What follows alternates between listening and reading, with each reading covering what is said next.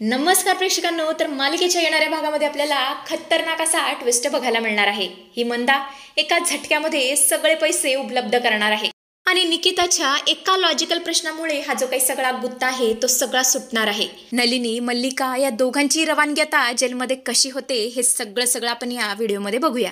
चला तर व्हिडिओला सुरुवात करूया। तर आपण पाहतो आजी आता स्वानंदीला म्हणत असते, हे बघ स्वानंदी, जे काही झालं ते आपण विसरून जाऊया। स्वानंदी सुद्धा बोलते, आजी मला माफ करा, खरंच आज जे काही माझ्या आईकडून घडलंय ना ते फार चुकीचं आहे।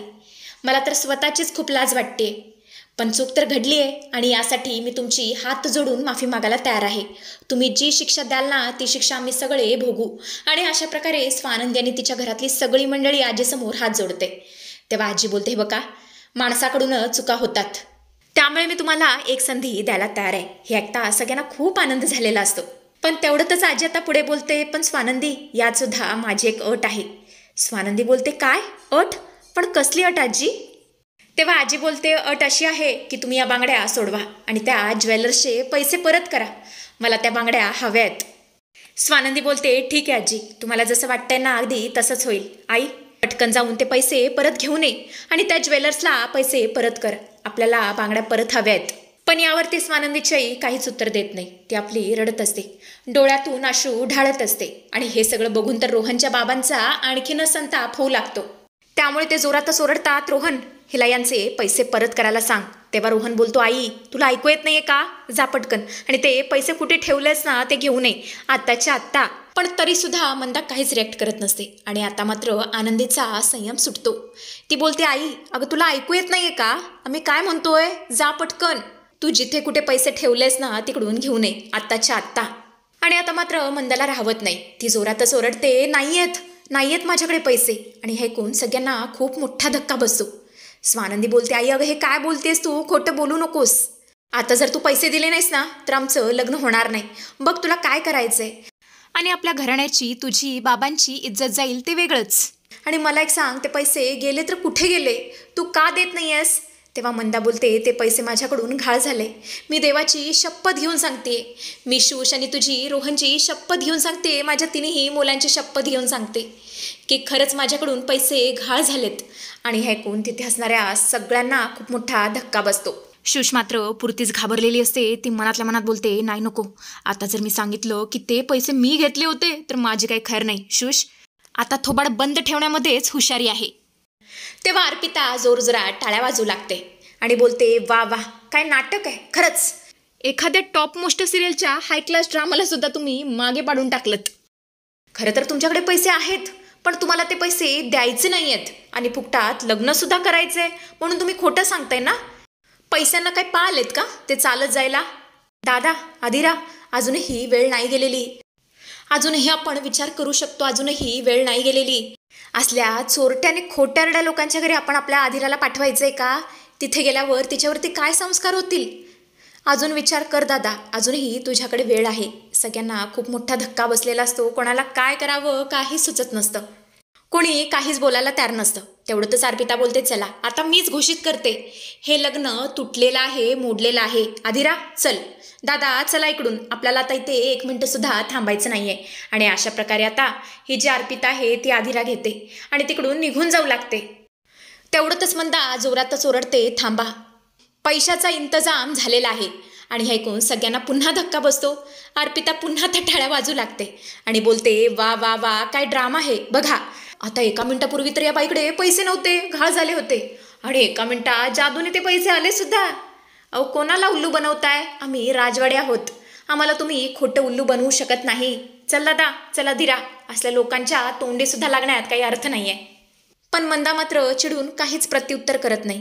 ती आता पटकन गळ्यातून स्वतःचं मंगळसूत्र काढते आणि बोलते, हे मंगळसूत्र विकून द्या आणि या बदल्यात पैसे घ्या। हे सगळं करत असताना सगळे थक्क झालेले असतात। स्वानंदी जोरातच ओरडते, अगं हे काय करतेस तू, हे तुझं मंगळसूत्र आहे। तेव्हा मंदाच्या चेहऱ्यावरती स्मित असं हसू आलेलं असतं, पण तिचा आवाज मात्र थरथरत असतो। ती म्हणत असते, हो मला माहिती आहे, हे माझं सौभाग्याचं प्रतीक आहे, पण कसं आहे ना, हे माझ्या मुलांच्या आयुष्यापेक्षा मोठं नाही आहे।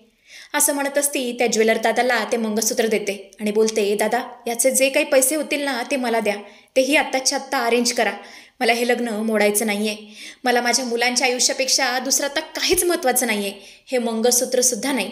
आणि आता मात्र सगळेच थक्क झालेले असतात. रोहनचे बापा तर तिच्याकडे एकटक बघतच राहतात.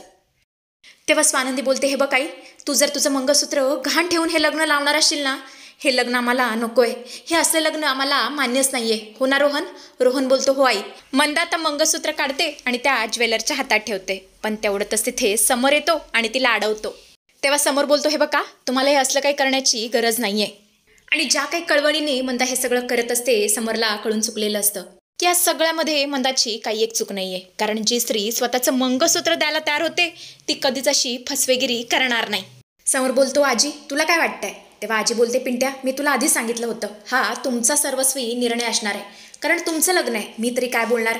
तेव्हा समोर बोलतो, बरं ठीक आहे, तुम्ही हे मंगळसूत्र वगैरे देऊ नका, लग्न होईल. पण तेवढ्यातच प्रेक्षकांनो निकिता खूप मोठी कमाल करते. तर प्रेक्षकांनो निकिता काय भारी प्रश्न विचारते. त्या एका प्रश्नामुळे सगळाच गुत्ता सुटतो. निकिता बोलते, समर, मला एक गोष्ट सांगशील का? या बांगड्या यांना कधी दिल्या होत्या? म्हणजे या बांगड्या यांना देऊन किती दिवस झाले? तेव्हा समर थोडासा आठवतो आणि बोलतो, दिवस कशाला गं, आत्ताच दिलेत ना त्यांना.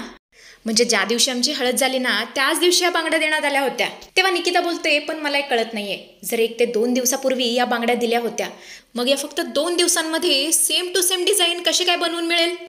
तेव्हा समोरला सुद्धा आता निकिताचं बोलणं पटलेलं असतं. तो बोलतो, निकिता तू अगदी बरोबर बोलतीयस. आणि ह्या ज्या बांगड्या आहेत ना त्या फार जुन्या आहेत, 100 वर्षापूर्वींच्या आहेत. आणि आत्ता अशी डिझाईन आपल्या लेटेस्ट डिझाईनमध्ये तुम्हाला शोधूनसुद्धा मिळणार नाही. आणि या बांगड्या यांनी बघितल्यासुद्धा नव्हत्या. मग आता प्रश्न असा आहे की या लोकांना या बांगड्या आणून दिला कोणी? तेव्हा निकिता बोलते, हे बघ, आता जास्त आपण विचार करण्यापेक्षा आपण स्वानंदीच्या आईनाच विचारू की त्यांना या बांगड्या कुणी आणून दिल्या. तेव्हा आता निकिता स्वानंदीच्या आईला विचारते, काकू, या बांगड्या तुम्हाला कुणी आणून दिल्या? तेव्हा आता निकिता सरळ नलिनीचं नाव सांगून मोकळी होते. ती विचार करते, तसं पण मी वचन काय दिलं होतं की या सगळ्यामध्ये मी मल्लिकाचं नाव घेणार नाही, पण नलिनीचं नाव तर घेऊ शकते ना. म्हणून ती सरळ सांगून मोकळी होते की मला या बांगड्या नलिनीने दिल्या. आणि आता मात्र ही मल्लिका पूर्णपणे बिथरलेली असते. ती बोलते, ओ उगाच काही एक बोलू नका, नलिनी कशाला तुम्हाला बांगड्या वगैरे आणून देईल? आणि आता मात्र मंदाचं सुद्धा डोकं फिरलेलं असतं. ती बोलते, हे बघा समर साहेब, जसं तुम्ही CCTV फुटेज चेक केला, जसा तुम्ही दुकानामधला CCTV फुटेज चेक केला, तसा दुकानाच्या बाहेरचा सुद्धा चेक करा. तर प्रेक्षकांना आता हळूहळू जे धागे असतात, जे काही समीकरणं असतात, ती आता मल्लिकापर्यंत यायला सुरुवात झालेली असते. मल्लिका पूर्णपणे बिथरलेली असते. ती विचार करते, बापरे, अजून जर चौकशी झाली तर सगळे धागे माझ्यापर्यंत पोचतील. त्यामुळे ती मुद्दामच बोलते, समर आता जाऊ दे हे सगळं, ऑलरेडी मुहूर्त टळून गेलाय. आणि बघ जरा आधीराकडे, ती किती घाबरली आहे, आपण पटकन हे लग्न लावून मोकळं होऊया. तेव्हा समर बोलतो, असं कसं, सत्य तर समोर आलंच पाहिजे. नलिनी काकू तुम्ही सांगा, हे सगळं तुम्ही कोणाच्या सांगण्यावरून केलं? या बांगड्या तुम्ही दिल्या का? खरं खरं सांगा, नाहीतर मला CCTV फुटेज चेक करता येतो. आणि आता मात्र नलिनी घाबरते आणि सगळं मल्लिकावरती ढकलून मोकळी होते आणि बोलते, हे सगळं मी मल्लिकाच्या सांगण्यावरून केलं. आणि आता मात्र सगळ्यांनाच खूप मोठा धक्का बसलेला असतो. सगळ्यांच्याच पायाखालची जमीन सरकलेली असते. समर दादा, आमच्या आईबरोबर फार चुकीचं घडलंय आणि मला असं वाटतंय तुम्हीच आता तिला न्याय मिळवून देऊ शकता. पण प्रेक्षकांनो, समरला त्याच्या घरचे किती प्रिय असतात हे तर आपल्याला चांगलंच माहिती आहे. त्यामुळे तो स्वतःच्याच काकीविरुद्ध इतका मोठा निर्णय घेणार तरी कसा, तिला पोलिसात देणार तरी कसा? पण प्रेक्षकांनो, आधिरा समोर येते. ती सरळ पोलिसांना फोन करते आणि बोलते, पोलीस इन्स्पेक्टर साहेब पटकन या आणि या बाईला घेऊन जा. आणि हे सगळं पाहून तर मल्लिकाला खूप मोठा धक्का बसतो. ती बोलते, आधिरा, अगं हे काय बोलतेस तू माझी प्रिन्सेस डॉल आहेस आणि तू स्वतःच्या आईला जेलमध्ये पाठवणार? तेव्हा आधिरा बोलते, हो, अशी आई मला नको आहे. आजपासून मी असं समजेन की माझी आई मेली. तू कायम आमचा संसार मोडण्याचा प्रयत्न केलायस, कायम माझ्या सासरच्यांचा अपमान केलायस आणि माझा संसार उद्ध्वस्त करणारी, माझ्या संसारात लुडबुड करणारी आई मला नको आहे. आज इथे मी सगळ्यांसमोर माझ्या आईचं श्राद्ध जाहीर करते. असं म्हणतच ती स्वतःच्या अंगावरती पाणी ओतून घेते आणि पोलीस आता मल्लिकाला तिकडून घेऊन जातात. मल्लिका जोरजोरात ओढत असते की प्लीज मला थांबवा, पण कोणीही तिला थांबवत नाही. आणि अखेर आता मल्लिकाची जेलमध्ये हक्कलपट्टी होते. पण प्रेक्षकांनो, तेवढंच स्वानंदी जोराचा धमाका करते. ती बोलते, खूप झालं, खूप तमाशा झाला, माझ्या आईची खूप इज्जत काढली, आता मला हे लग्न करायचंच नाहीये. रोहन चल, आपण इकडून चाललोय. पण समर तिला अडवतो आणि बोलतो, प्लीज प्लीज हे लग्न मोडू नका. वाटलंच तर तुमच्या आईची मी माफी मागतो. काकू मला माफ करा, यापुढे असं काही घडणार नाही. तेव्हा स्वानंदी बोलते, कसं आहे ना, आता लग्न होईल हो, पण लग्न झाल्यानंतर पुन्हा तुमच्या घरातले माझ्यावरती आरोप करतील.